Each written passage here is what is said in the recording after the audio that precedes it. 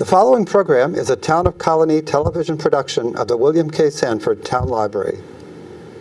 It goes all my life's a circle, sunrise and sundown. The moon rolls through the nighttime till the daybreak comes around. And all my life's a circle, but I can't tell you why. Seasons spinning round again, the years keep rolling by. Best wishes for the holidays. This is Joe Doolittle, and this is Story by Story. I'm Kate Dudding, and we tell stories celebrating the human spirit. And if there ever was a season for spirits, it's the month of December.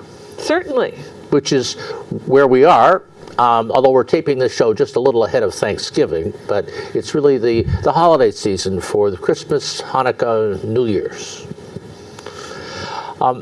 Kate, I've been thinking about some interesting things that I've kind of been doing lately that are both historical and that involve family stories. Mm-hmm. And you know, families are really loaded with stories, and sometimes you don't recognize them for what they are at the moment. You know what I'm trying to say? Well, sometimes you're too young to realize what's going on. I think of it that there's a circle of life, and your perspective changes as you go around it, and suddenly you certainly I certainly looked at my parents a different way when I had a child. That's true. That's true.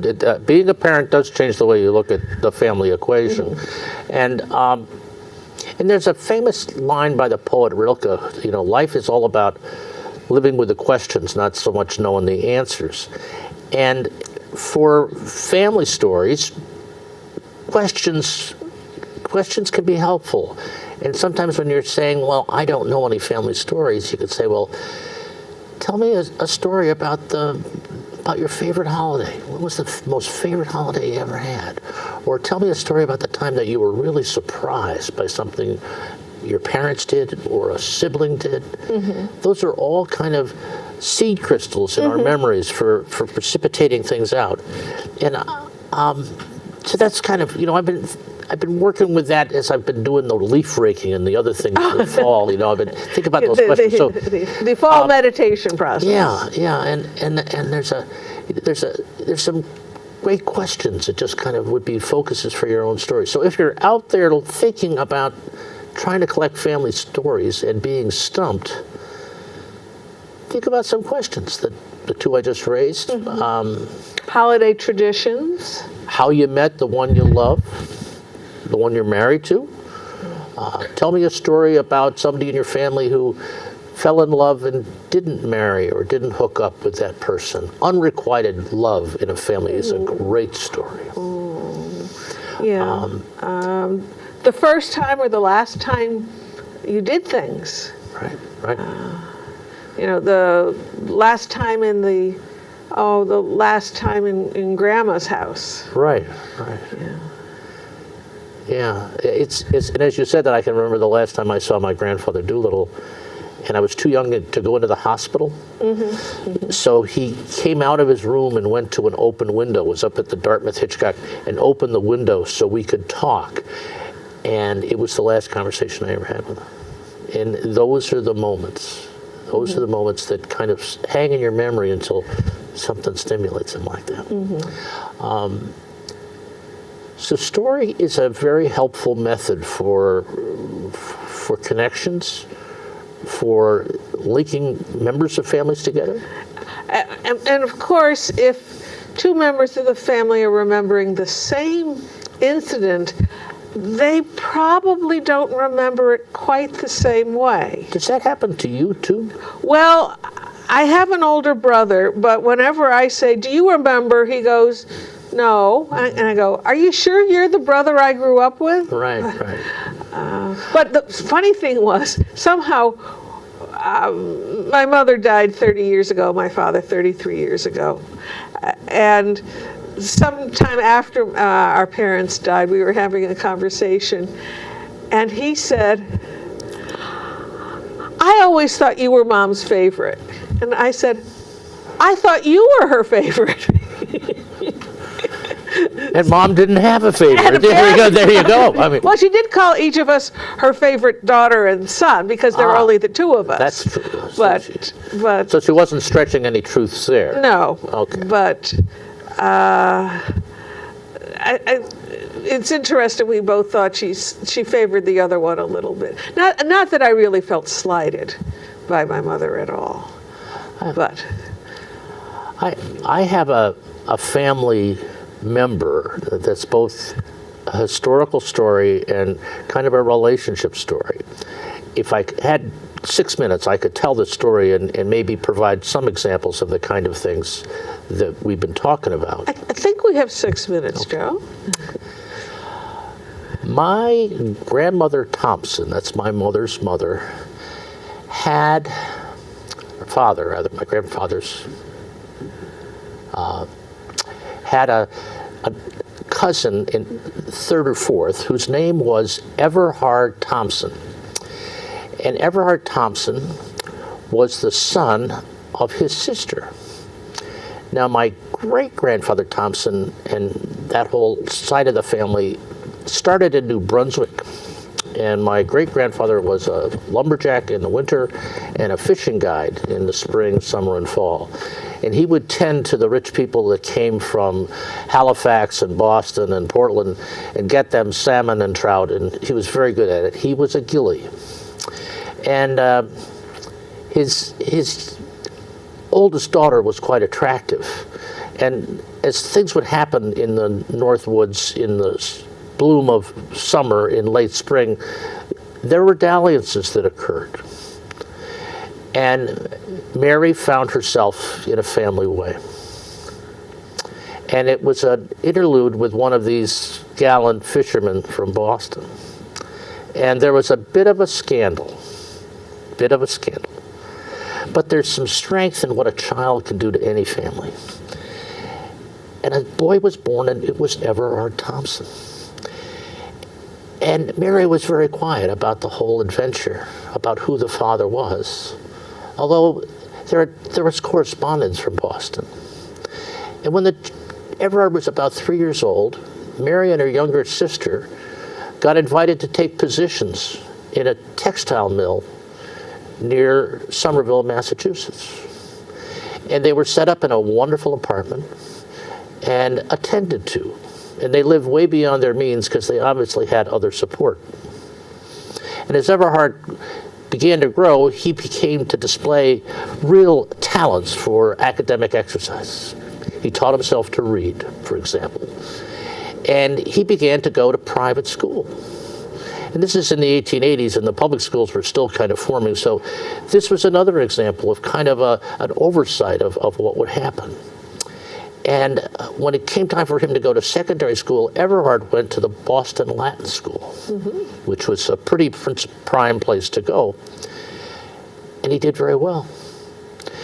And there was some talk about things in town, but no names are ever mentioned. It was always a very private adventure for this young Everhard and his aunt and his mother. And whatever the structure in Boston was, they decided that the story of this illegitimate child would be better in New Haven. So Everhard went to Yale. And the rest of the family was quite taken. Now there's some corresponding activity among the Thompson clan, but Everhard graduated from Yale in 1897, and he became an architect. And Everhard Thompson, this forgotten person in our family, who was the product of some favored union in the North Country, went on to build and design the Yale Bowl, Belmont Racetrack, and he was the architect for the what they used to call the Committee of 21 at Yale that did a lot of building and design on that campus. And to this day, no one in the Thompson clan or the Doolittle clans has any idea who the benefactor was, who the father was, that watched out and coached and guided this young, quick mind. But we do know that he left his imprint on buildings and structures in Manhattan, Greater New York and in New Haven, Connecticut. And I find it a fascinating story. And I'm in the process of refining it a bit. And I appreciate you listening to one of the skeletons in my closet. Hidden depths, Joe. Hidden depths. If my mother was still alive, I would not have talked about that in public. That's how the story was kind of whispered. But the reality is that he became more than you would want a child to be, actually, in terms of his profession. So you may have a skeleton in your closet that's worth describing as a story, and it shows a number of appreciations. I think it shows the acceptance of what in some families is a terrible, shameful thing that you don't live with very well. But if you live with it very well, right there you go. I'm not sure that that's a Merry Christmas story or not, actually. Although, sidebar, my mother often described Christmas and how it would be nice when Everhard was there because he laughed a lot and he told interesting stories. Well, that's good to know that he wasn't. He didn't feel a loss for being in an unusual situation. Right.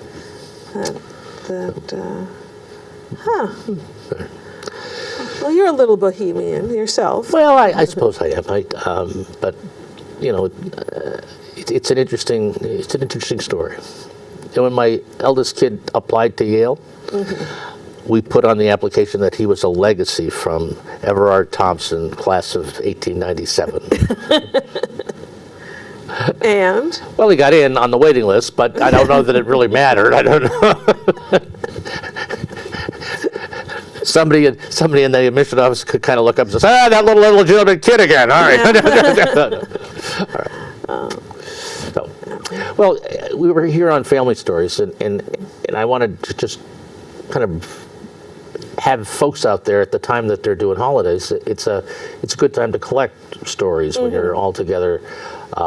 Especially from the older members of your family, that having a recording of their voice, or I mean, now it's so easy with an iPhone to get a video of them.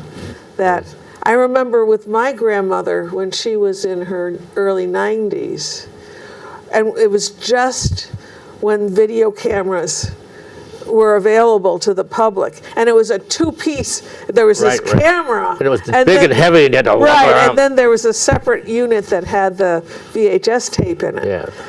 And so we had her. So this was probably late 80s, 1980s. We had her go through her picture album, and she would say, "Oh, I remember," you know. And so we would zoom in on the picture, and then we would go back to her. You know, once we had an idea of what picture she was talking about. That was, and those of course were black and white photos. Right. My mother was born in 1917, so I'm not quite sure when Grandma Elliott was born, but 20 some years earlier. Yeah. Well, you need a nudge sometimes, and you know, I think grandchildren are nudges for us because you have an opportunity to kind of share some of the family stuff, and things will come up at holiday times that stimulate those questions from kids. Also, the grandchildren are key because they haven't heard those stories over and over again. Right. And I know my father told a story when I remember being a teenager, and you know, the typical teenager, I'm the center of the world, remarking that my mother just boiled the potatoes for dinner. She didn't mash them. Right. I think my total responsibility was setting the table for preparation of a meal. Right. I did clean the house on Saturdays, dust and vacuum, but I would turn up my nose at that, or she would serve hamburgers without rolls. You know, it's like, I don't like that. No. Whenever I did that, my father would say, well, when I was your age, it was during the Depression. And after high school, classes were over, I went and worked in the AMP, and I boxed groceries for people. They didn't use bags, they used the boxes. And he said, because I worked in the AMP, they let me take home the stale bread for free. And my family was glad to get it. Now, I always thought, yada, yada, yada, yada, even before the yada, yada, yada was... Yeah, right. Yeah. But I didn't say that because my father was usually very easygoing and genial, but he was on the edge of an eruption. And so you kind of backed off from that.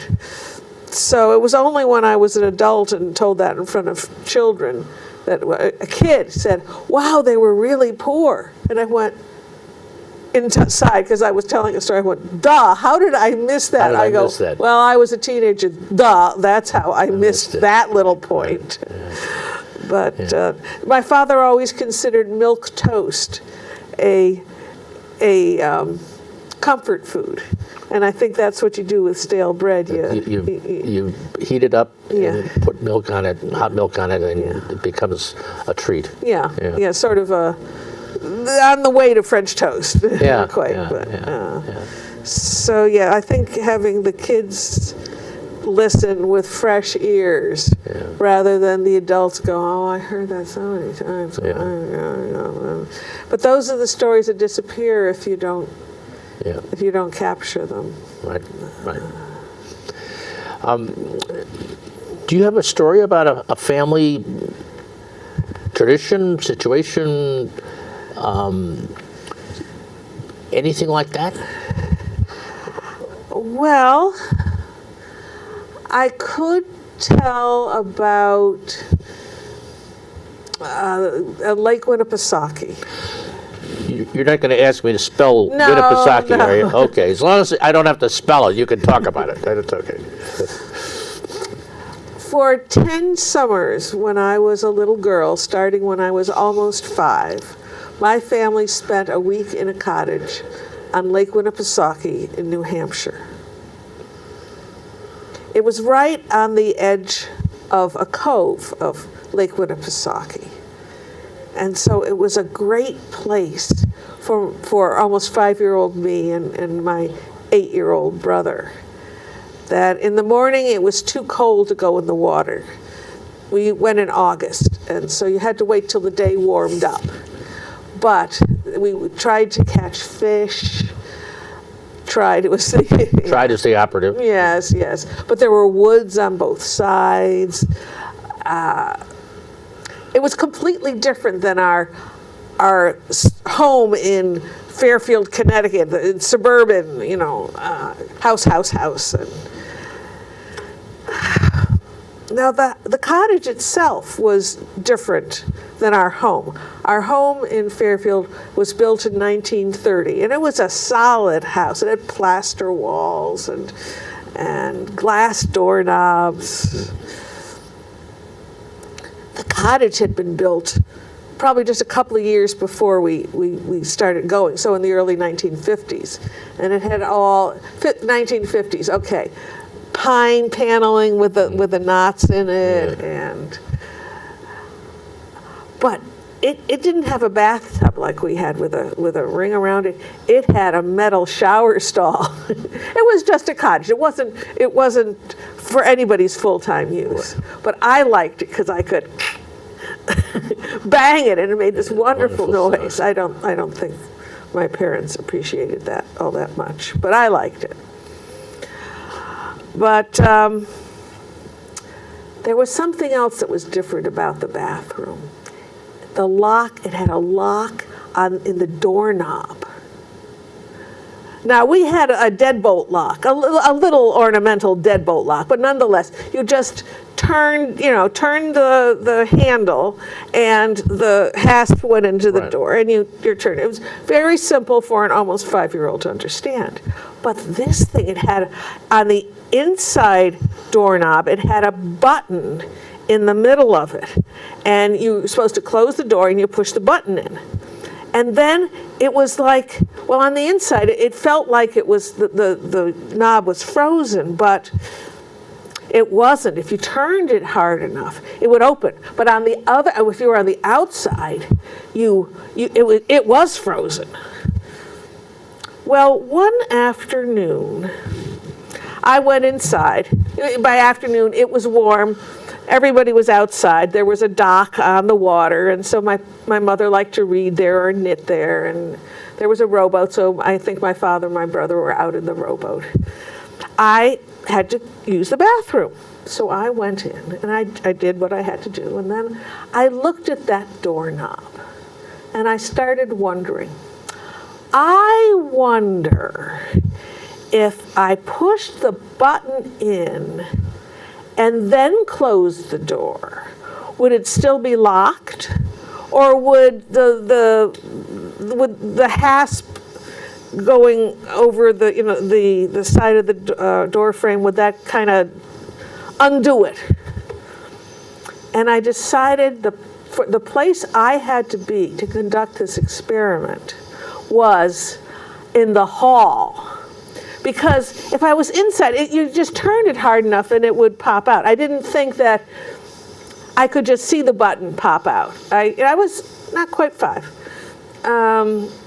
But I knew if I was on the outside in the hall that I could tell for sure whether or not the door was locked. So I very carefully, with the door open, pushed the button in, then walked outside into the hallway, pulled the door shut, and tested the doorknob, and yes, it was locked. And then I went, have you ever done something and just a thousandth of a second after you've done it, you went, why did I do that? Well, that's what happened to me that day. Why did I do this? I've now locked everybody in the family out of the only bathroom in this little cottage. So what was I going to do about that? Well, I did what I usually did in these occasions. I hid. But after not too long, I figured I was going to get caught. I mean, it was going to be pretty easy to A, for them to determine that the door was locked, and B, to figure out it was me who had caused it to happen. So I went to see my father.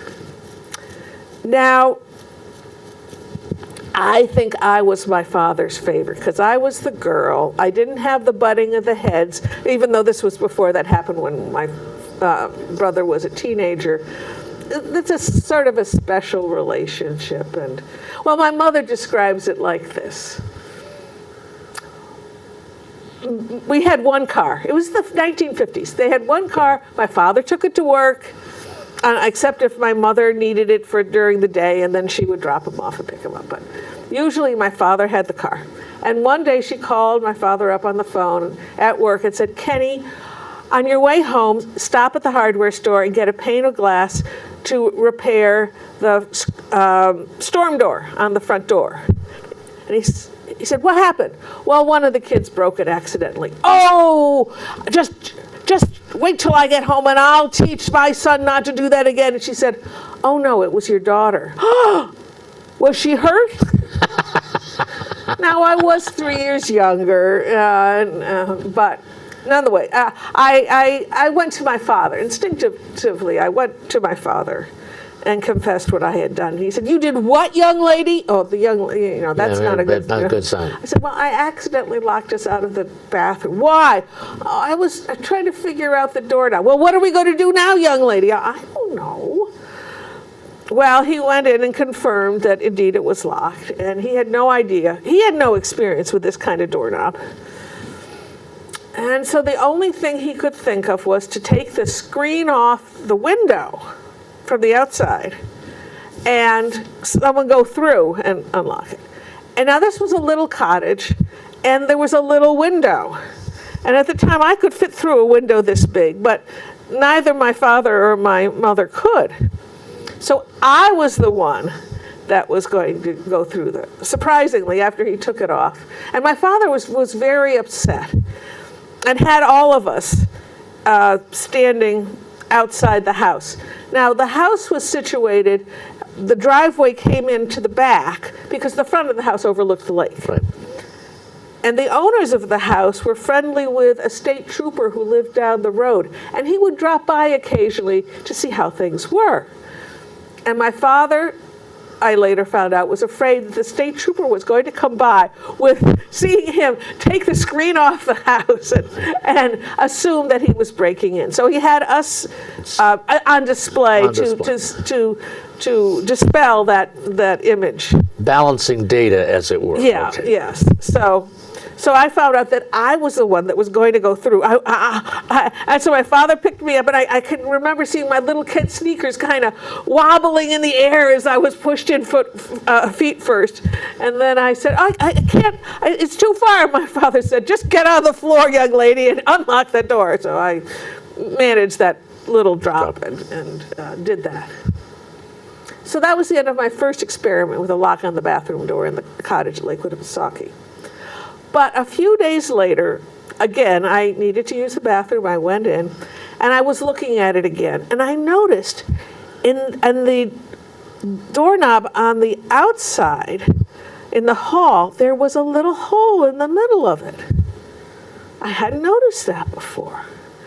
And I looked up, and I noticed there was a nail in the door frame, and hanging from that was something that it looked a little like the key to our back door.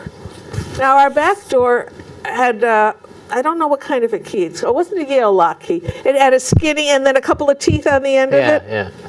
But this thing hanging from the nail didn't have any teeth, but it reminded me of the key.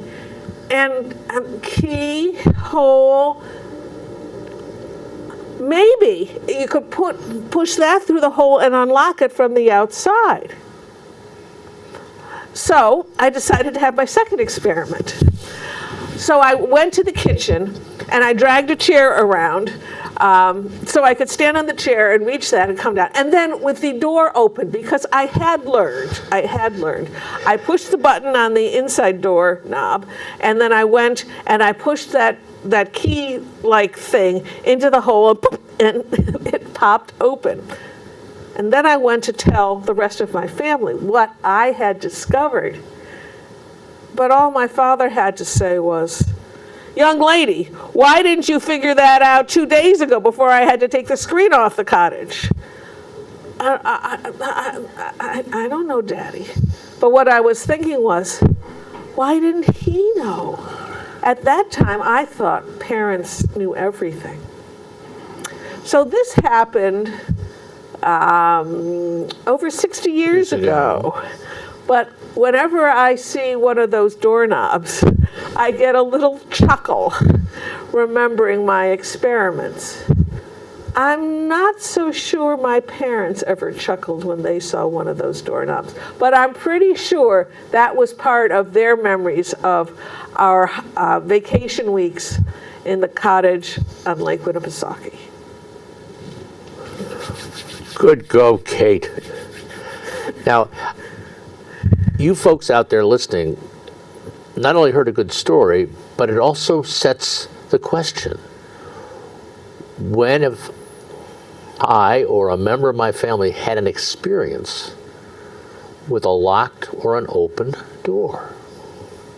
Oh yes, being locked out is exactly. A pretty universal. I thought about that. I thought about the time that our oldest kid locked himself in the bathroom, and we didn't know about the little beach pool, so we kind of went ballistic. Yeah, I locked myself in my grandparents' bathroom. They had to. My grandmother lovingly coaxed me. You find that, pull it back. It's the kind of memory we remember, and it's also like that pebble in the pond. It generates all sorts of other kinds of things, because we were like with Pisaki when this happened, and then we did vacations in other places, and we didn't get locked out in the same way. So there you go. It's a good story, and a good example of the kind of things that you can think about generating to collect and harvest stories about the love within a family, because there's a lot of love woven into that story that you don't necessarily say it, but it's present. You know? And I bet my brother doesn't remember anything about that. Well, I bet he would if he went in the window, I'll tell you. yeah. Well, right, exactly. If he had been, yeah. But anyways, I think it's time. We're about halfway through. Yeah, I think it's time because there is a lot of good storytelling happening in our region, and we're about to tell you about it. Yes. Now, Joe has a series at Arthur's in the Stockade on First Tuesdays. First Tuesdays, Tales and Stuff. It's spoken word and music. And the first Tuesday in December is December 5th. And Joe will be the featured teller telling stories of the season. Sure. So if you have a story of the season or a song of the season or a poem of the season or just want to be in a nice cozy little place with some folks. I'd really like somebody to show up and read the night before Christmas. If anybody's out there is interested in doing that, that would be a treat.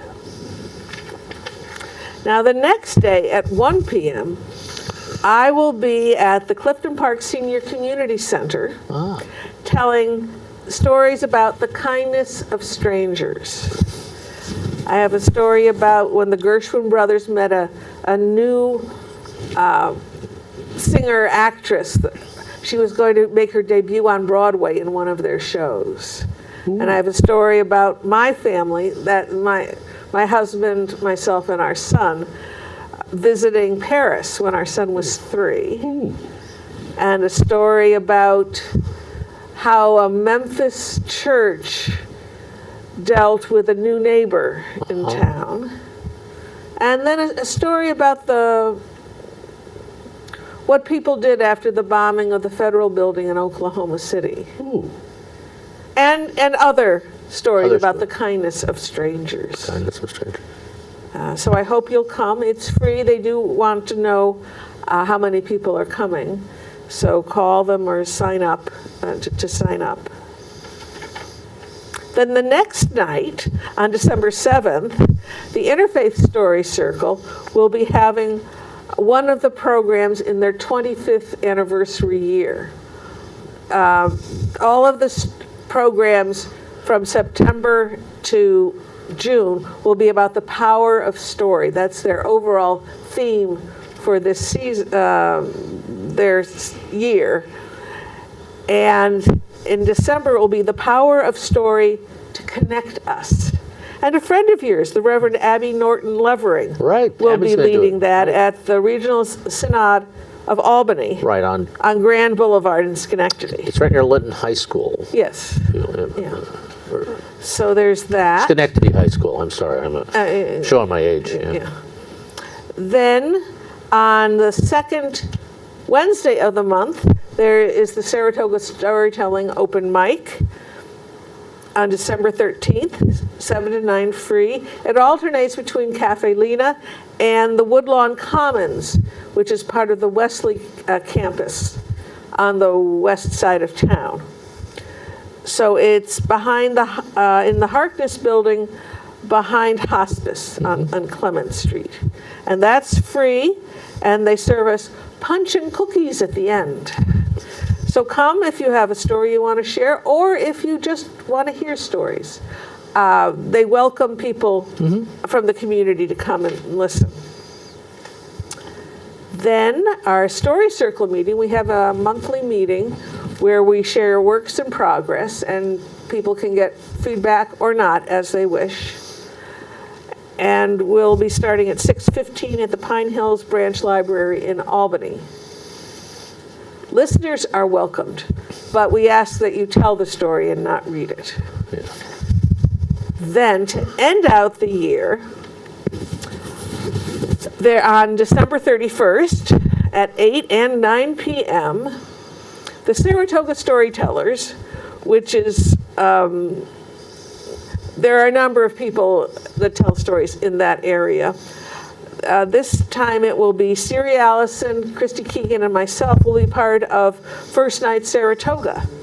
And we will be telling rarely heard contemporary and traditional stories celebrating the human spirit. So if you're going to be at First Night Saratoga, you can find us at the Empire State College building at 2 Union Avenue, the one right by Congress Park that has the big octagonal room. We're not there. We're in the cafeteria, wherever that is, but at 8 and 9. And if you want to listen to some stories and can't get out, or TV is just abysmal or whatever, go to YouTube.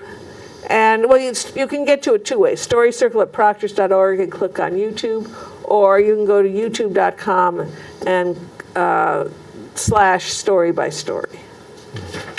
So that's what I have for the coming attractions. That's a holiday present right in itself, all those programs. And I would commend all of them to you, but especially our resource on YouTube, because it is a wonderful resource, and it's programs that we've done here and guest tellers that we've had, and there's an index topically to kind of find things that you might be interested in, and it's just a good thing to try out and hit every once in a while, I think. You know, my other story of you and your story about you and your brother, really, but your brother was the firstborn, right? You were the secondborn. Because I find that the birth order stories, when I travel around and I have a firstborn in my family, my oldest kid, Ben, and I was the youngest of 5, so I'm the tail of the litter. But it's interesting about just what birth order can do as a way of collecting stories, because there's a certain imprint that happens with a firstborn. I think they tend to be more assertive. Well, they're breaking in their parents. They're breaking in their parents, right. By the time I came along, my siblings had done everything. There was nothing new for me to do. You know, broken arm, nah, it's okay. Stitches, it's okay. You know, so. But I find that that's kind of been an interesting thing to watch, particularly in my granddaughters. And that's another good way of collecting family stories, is just to talk about the nature of the birth order. There's some actually clinical research that suggests that second and third folks are more thoughtful and artistic than a firstborn, and those kinds of things. So, well, the firstborn always has to be a role model for their younger sibling. I was the second, so I didn't have that role. Yeah. But I think my brother did have that role. Don't you dare do that, because pretty soon your sister will be doing that. Yeah. Though my mother did walk into our bedroom once when I was a toddler, and my brother was coaching me on how to escape from the crib. Okay, now put your foot here. Yes, that's right. Yeah, okay. You had to be coached? Yeah. Had to be coached. Oh, man. Whereas my son, one afternoon, 3 times he was tried to do that and whopped on the floor. Never again did he try to do that. Pretty soon we put a mattress in the room instead of the crib and put it on the floor. So. And I've got a story about my granddaughter, who's now 15, but it's kind of just been interesting to watch, and these are kind of 2 related stories. One of the earliest pictures that we ever put up on a wall of this granddaughter, Ellie, she's 7 months old, and she crawled over in the kitchen to the dog's dish. And she's wrapped herself around the dog dish, and she's drinking out of the dog dish. And my daughter-in-law had the presence of mind to take the picture before she rescued her. But it's a very determined picture, and that kind of describes Ellie. And my son plays a little piano and guitar, and so when she was about 5 or 6, walking down the street in New Haven, there was a used piano in this music store, and it was a beautiful spinet, oak, beautiful. He falls in love with it, has a story, it was owned by a Yale professor. He buys it. His wife isn't necessarily pleased, but she says, and it winds up in the living room, and as it gets installed, my son says to his daughter, Ellie, you and I can play duets on the piano, it'll be great. And she says, I don't want to play the piano. But you like music? She says, yeah, I want to play the harp. Who plays the harp anyway? So, but she's kind of insistent. She's made up her mind at 6 years old that she's going to play the harp. So they find a harp teacher that'll take somebody that young, and they find a little Irish harp without any pedals, and she starts to learn the harp. When she was about 3 years old, my mother was in a nursing home, and we were all visiting and having a dinner in the nursing home. And Ellie's playing with a ball because she's the only little kid there, and she's whipping this ball in a way that's quite remarkable. And my mother says, "Oh, that's great, because I could throw a ball that way. I always throw a ball that way. She throws like a boy." And she then remarked that Ellie was her favorite granddaughter because she was the only one that could throw like a boy. Well, my mother passes away. She's 105. And her birthday is Christmas Day, by the way, so she was a Christmas baby, and there's a whole font of stories about that. But it's the funeral service is graveside in a family cemetery up in near Northfield, Massachusetts. And as we're planning the service on the phone, my son and I, Ellie gets on the phone and says, "I want to play my harp at great-grandma's service." And I paused for a minute. And my son said, "I think she can do it, Pop. And she wants to do it." She's 7 or maybe 8. So I'm standing there, and the casket's there, and it's a beautiful spring day when there's all sorts of iris that are growing and things. And I can see my son carrying the harp over his shoulder, and Ellie carrying the little stool she sits on, and they're coming along, and everybody's gathered. And she points right next to this big hunk of granite that says Doolittle on it that's in this old cemetery, and she sets it down, and she tunes it up, and she comes around to sit, and she says, "Pop, I'm ready when you are." So I got everybody gathered, and she goes back, she sits there, and she starts to play When Sheep May Safely Graze. She plays Bach on the harp. It's not too long, but it's just beautiful. And then she looks over and she plays another little something or other, and she stops. And one of my cousins goes, "Eleanor, Ellie, oh, that was so beautiful. Do you know anything else?" And my granddaughter looks over, smiles at me, and starts to play Twinkle, Twinkle, Little Star on her harp. And the whole place went bonkers. That's firstborn showmanship. Mm-hmm. That's being able to read the situation. Because how would you want to go into a memorial service but traveling on the laughter of the next generation? And that's my story of firstborn. Very nice. Though that melody it was written by Mozart. What, the Twinkle, Twinkle, Little Star? I never thought about it that way. Yes. I know. I mean, so that even in the laughter, it was classical. Yes. Oh boy, I'll have to weave that one into the story the next time I tell it, because she stayed consistent with what the moment that required. That smile indicates that she was doing it. Yeah, you're right. Twinkle, twinkle. Yeah, right. But that sort of brought the funeral into a cosmic universe. And Mozart would have liked that too. Yes. I'm sure. Yeah. I'm sure. Yeah, Well, but it's the reference that we're trying to give is really that your very birth order and family lineup can be a source of kind of triggering stories. Now, I have a little story about my grandmother's funeral. Oh, okay. She was 95. Oh.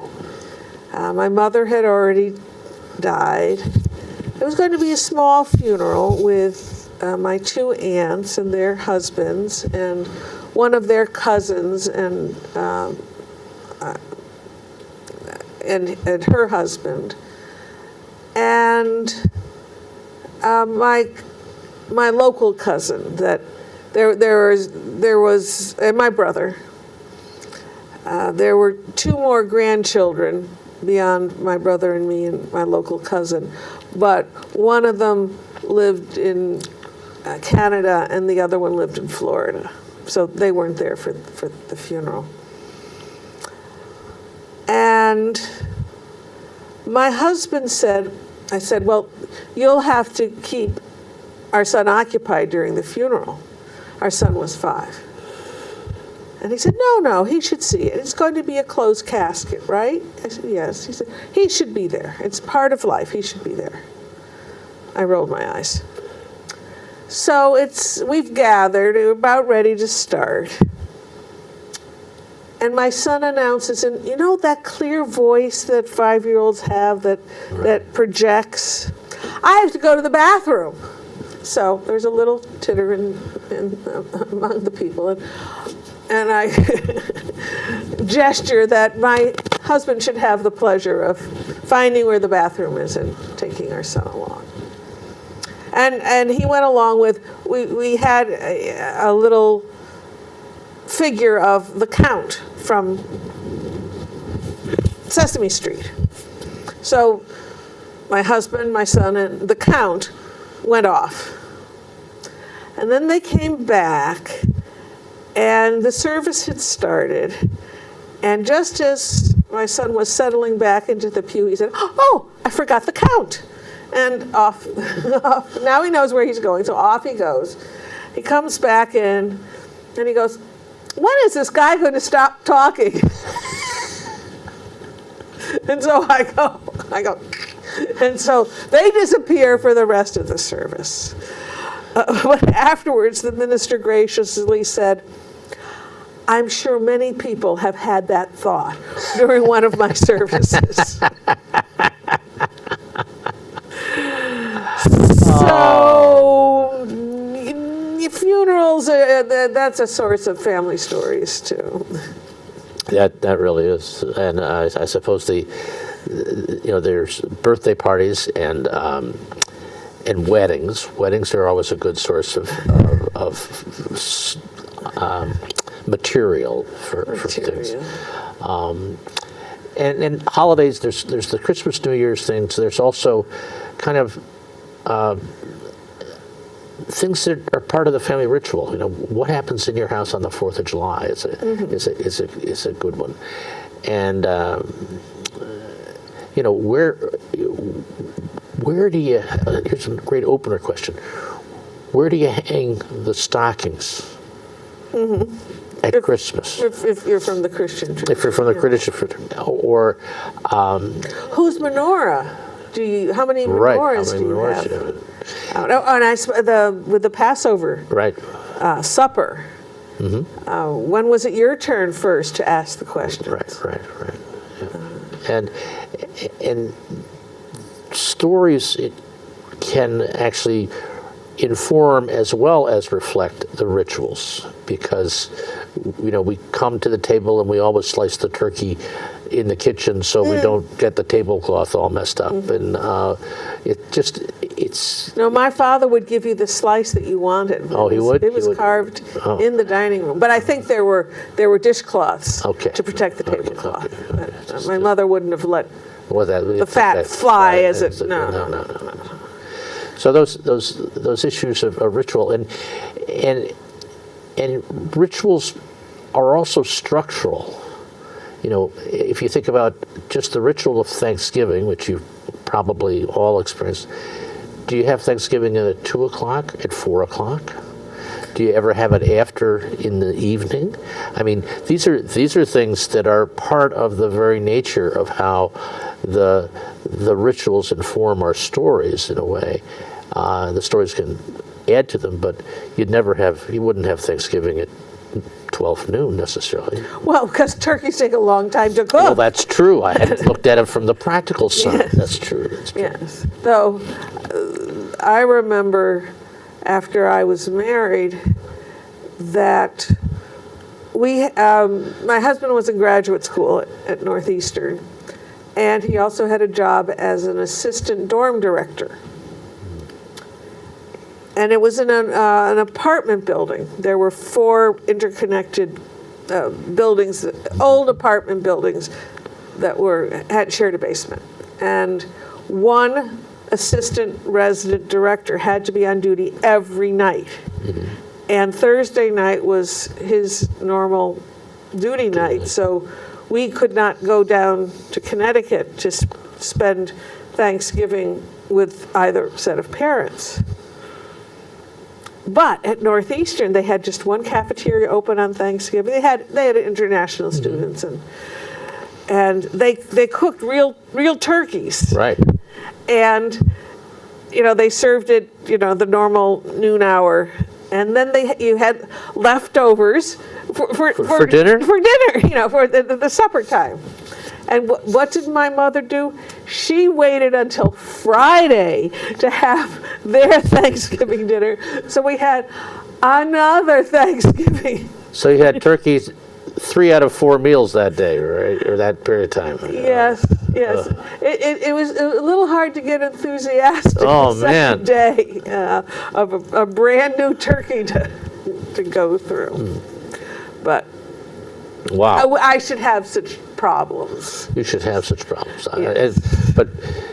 But it was a big shift in the family energy to have it on Friday. Yeah. Yeah, that's true. That's Yes. true. So it never occurred to me that my mother would have waited. Right. Bless her heart. Bless her heart.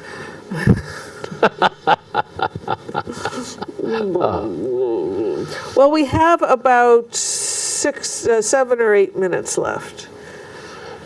So. Do you have another story? Yes, and it's sort of a family story, but it's a semi-autobiographical adaptation of a folktale. There you go. There you go. One of those. One of those. One of those. Once there was a mother who knit sweaters for her daughter. She started even before her daughter was born, using those safe colors of yarn like white and yellow that any either a boy or a girl could wear. But once the daughter was born, she used the girly colors too, pink and purple. As the daughter grew, so did the sweaters. Once the daughter had learned to talk, every time she got a new sweater, she'd say, "Thanks, Mommy. I like this one the best." When the daughter was 10, she said, "Mommy, would you teach me how to knit?" "Oh, I would love to teach you how to knit. I was hoping you'd ask." So the daughter started making sweaters, first for her Barbie doll, which was good because Barbie isn't very big. But eventually, when she was in junior high, the daughter made sweaters for herself, and then her father and her brother, and eventually for her boyfriend who became her husband, and then for their children. But she never made a sweater for her mother. She thought about it once, but she said, whenever Mom sees a sweater in a pattern book that she likes, she just makes it for herself. But the mother kept on making sweaters for the daughter. And, of course, the grandchildren. The last sweater the mother made for the daughter was a sweater in a nice Christmas red colored yarn. And she put a pattern of raised hearts all across the shoulders, on the front and the back of the sweater.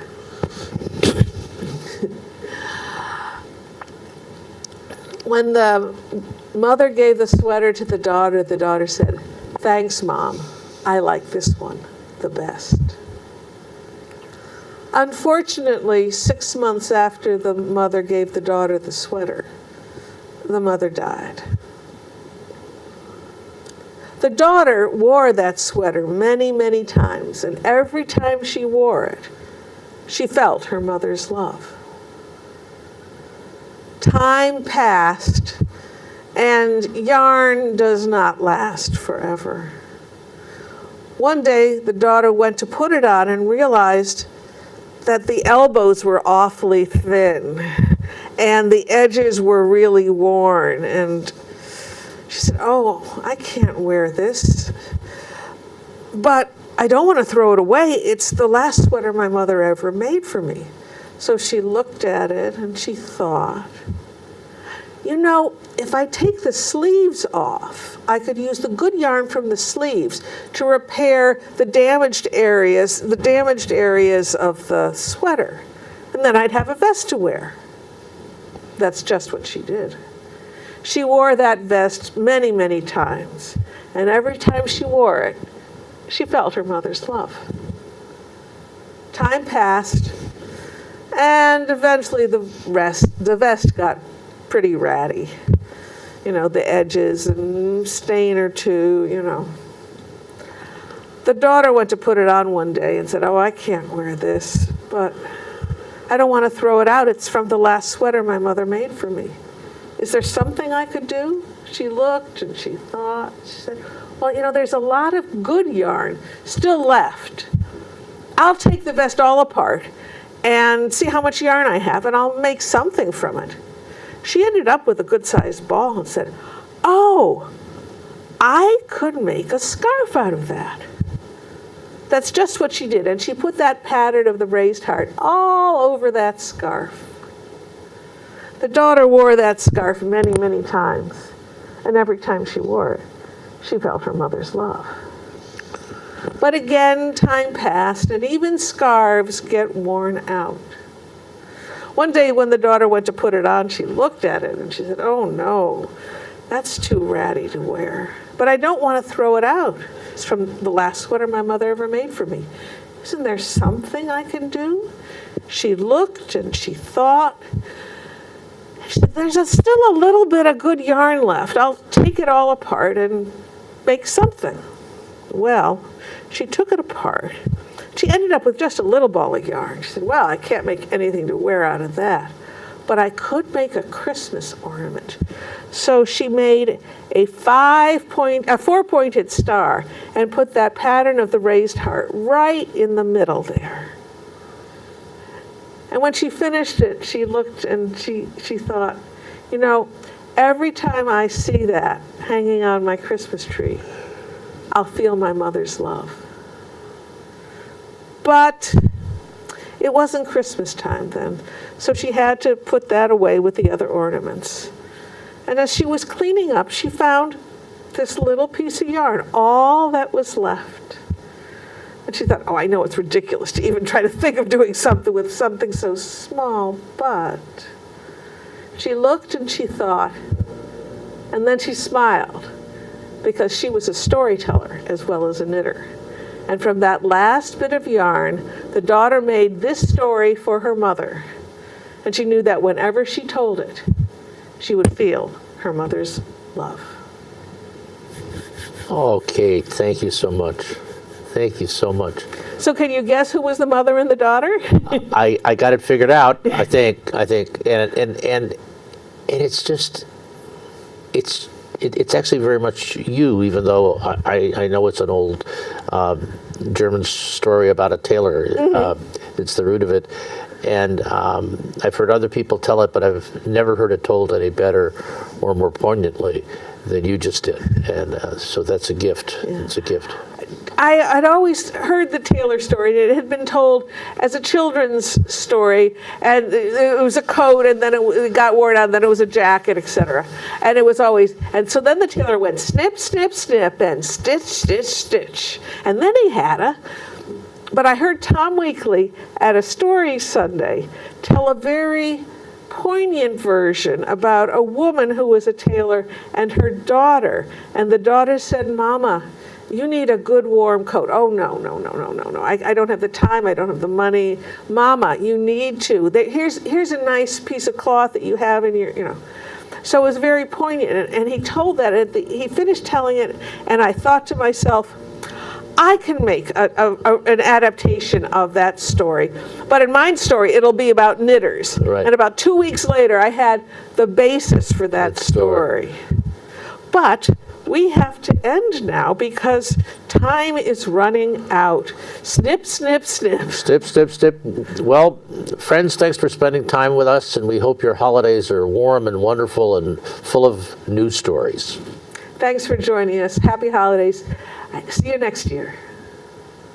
It goes all my life's a circle, sunrise and sundown. The moon rolls through the nighttime till the daybreak comes around. And all my life's a circle, but I can't tell you why. Seasons spinning round again, the years keep rolling by.